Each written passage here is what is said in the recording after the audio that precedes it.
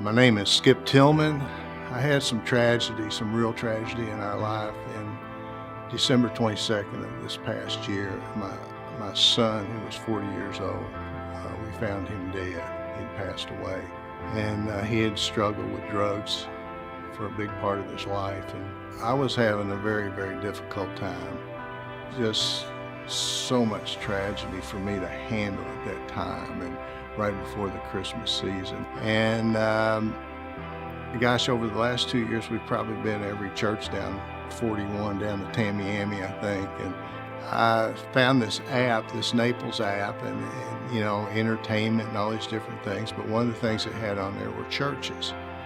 And I look on there and I see Life Christian Church, and I said, let's give it a chance. So we came, and the music started, and I get these cold chills that run down me. And I looked over at her and I whispered in her ear, and I said, this is the place. And she looked at me and says, I know it is. And after the service that day, we were standing in line to talk to Pastor James, Pastor Tracy, and I told her what had happened with my son, and she just lunged out at me and put her arms around me. And he came back with this book, Living Again, that she had written about her first husband who had died of cancer and the struggle that she was going through and how she dealt with it through the Lord and through Scripture.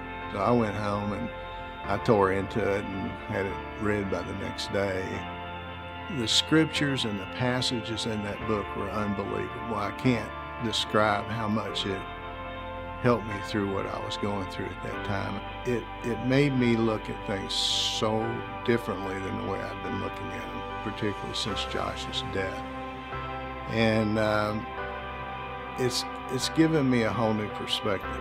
So we kept coming back, and they just took us in like we've been coming here for years, and I just feel like God drove us down Tamiami to this church and said, this is where you need to be.